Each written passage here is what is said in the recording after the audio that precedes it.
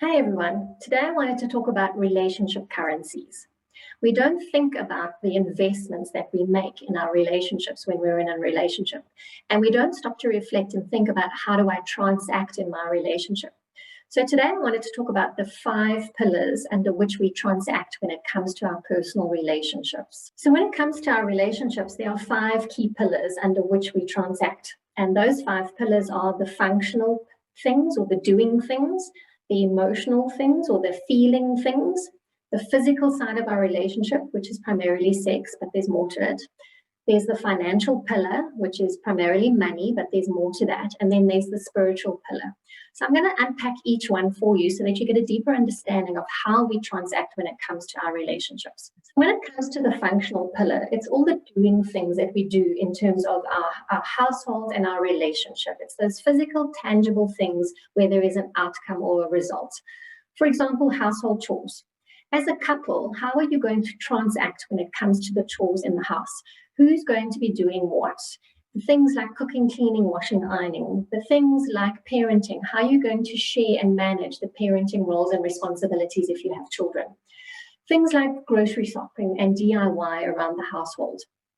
Because often what tends to happen is it falls on one or the other person's shoulders, and eventually over time this can cause resentment. So as a couple, I always encourage you to sit down and unpack what are all the doing things in the household and how are we going to share them amongst us so that it seems fair and it seems equal and that it's not more one person or the other person's job. And often there are chores that we don't like doing. So for example, me, I hate ironing. And so I will far rather take on the role and the responsibility of washing dishes and making sure the dishes are clean than doing the ironing. And I'll rather let my partner take care of that because he doesn't mind doing that. The next pillar is the emotional pillar, the feeling stuff. This is the warm and fuzzy things. This is about how I feel about my relationship and how I feel about my partner. Do I feel connected? Does the relationship space, the space between the two of us, does this feel safe? Do I feel like I can trust my partner? Do I feel like I can be open and vulnerable and share what I'm thinking, wanting, needing, feeling with my partner? Do I feel like I can rely and depend on my partner to be there? Do I feel like my partner supports me? Is there intimacy in our relationship? Now, intimacy is very different to sex, and I'm going to talk about that separately. Intimacy is things like physical touch, affection. Intimacy is what makes us feel connected. It's affection. It's physical touch. It's kissing, cuddling, holding hands. It's saying, I love you. It's sending those little messages that says, I'm thinking about you. It's the romantic things that we do, like buying gifts and flowers. And it's saying and expressing your love for each other. And the little things that you do every day that says, I love you, I care about you, and I appreciate you, and I value you. The next pillar is the physical pillar, which is primarily around sex, but it's more than just sex. Yes, sex is a major component to that, but it's also about how you keep the romance alive in your relationship. Often we refer to things like date nights. I prefer to call it date time, because having date nights is sometimes unrealistic for people, especially where you've got children and you don't have a support structure in place to look after your kids so that you can go out on a date night. For me, it's more important about what the activity you do entails, which is spending quality time together. So a date time activity could be as simple as going for breakfast, brunch, lunch, afternoon, sundown as dinner together. Yes, it can be at a fancy restaurant, but it can be as simple as having a picnic on your lounge floor or in your garden outside. It can be as simple as going for a walk in the afternoon together and spending quality time together talking. Quality time without distractions. So no laptops, phones, kids, dogs, etc. It's really being focused and present for each other, that you feel each other's presence and you feel connected. So around bringing the romance alive, bringing the spark alive, making time for foreplay, but also time to be spontaneous. Whether it's quickies or makeup sex, it doesn't matter.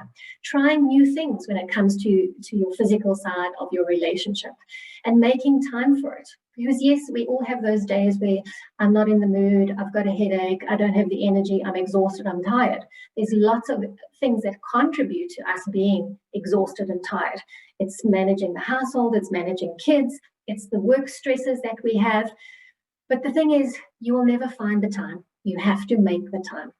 And I'm not saying you must now go and schedule it in your diaries, it's every Monday night, but be intentional about making time to have this time with each other, because that is part of the glue that holds your relationship together.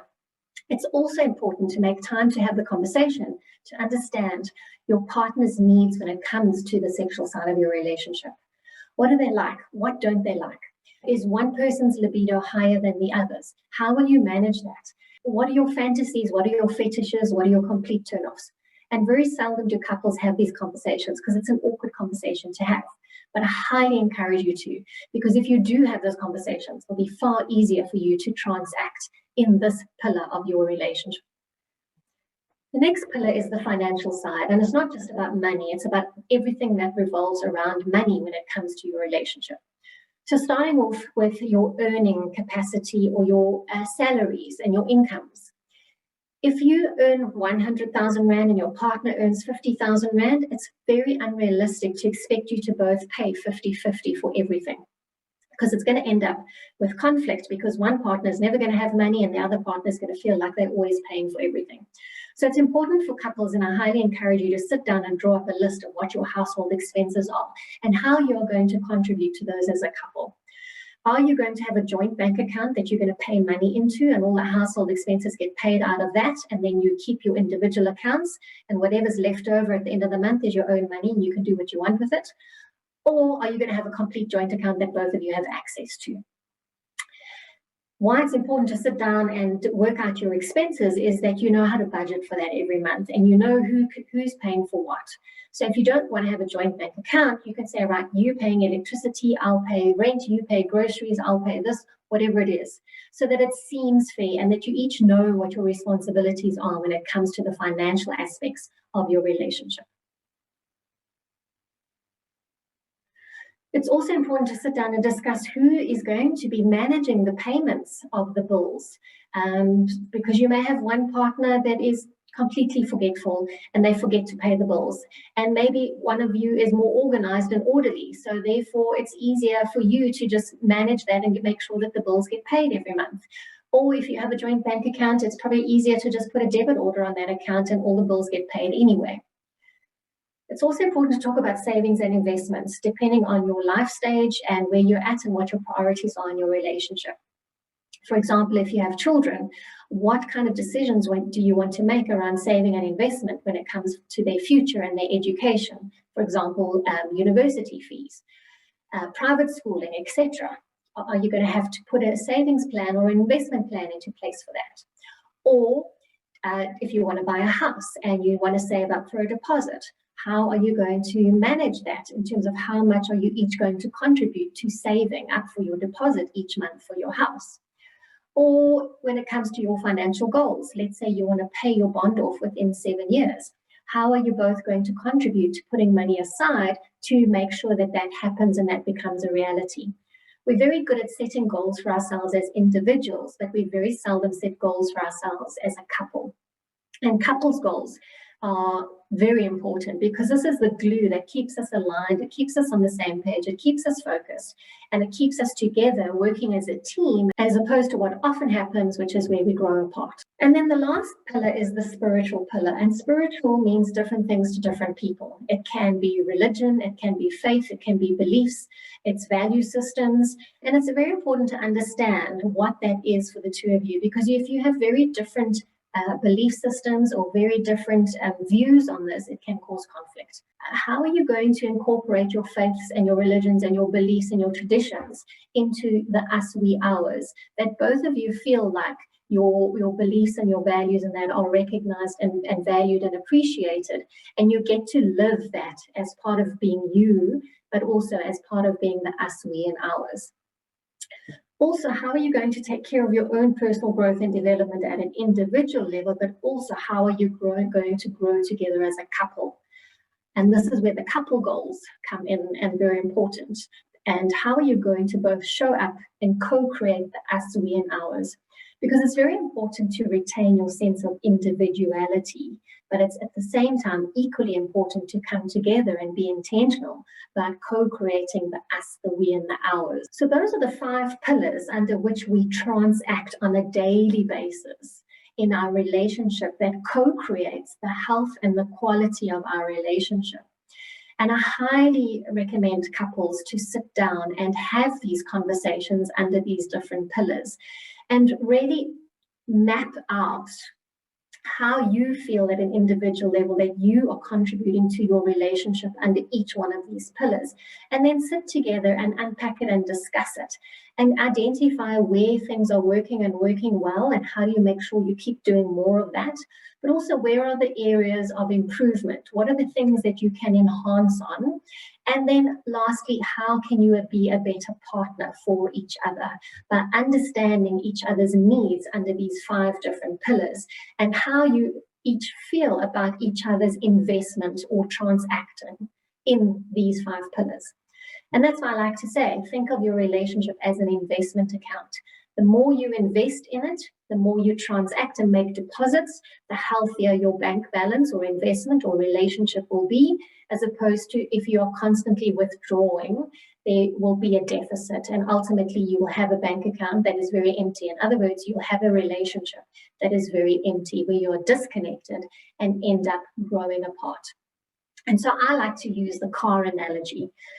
Every year we take our car in for an annual service and a checkup because we want to make sure that our car is safe and reliable and dependable when we drive it. We want to know that we're going to be okay. It's no different from your relationship. I highly recommend that couples take their relationship in for a checkup every now and then, whether it's once a year, once a quarter, it doesn't matter. And what I mean by a checkup is it can happen in one of a few ways. Sit down as a couple and do a review on your relationship. Where are we at? What's working? What's not working? What can we be better at? How can we be better partners for each other? Or go and find someone that can help you and equip you with better skills or additional skills to have a much healthier relationship. For example, how to communicate more effectively with each other, how to build safety in your relationship space, how to manage and deal with conflict better. And it's also a safe space for you to be able to open up and share things that potentially you may find it difficult to share with your partner. I hope that's given you some real insights into how to transact in your relationship and how to determine the health and the quality of your relationship. Feel free to follow me on all my social media channels. I'm on Facebook, LinkedIn, Twitter, Instagram, and YouTube, and also on my website, paulaquincy.com. I have a lot of free resources there that you can download that can help you on your journey.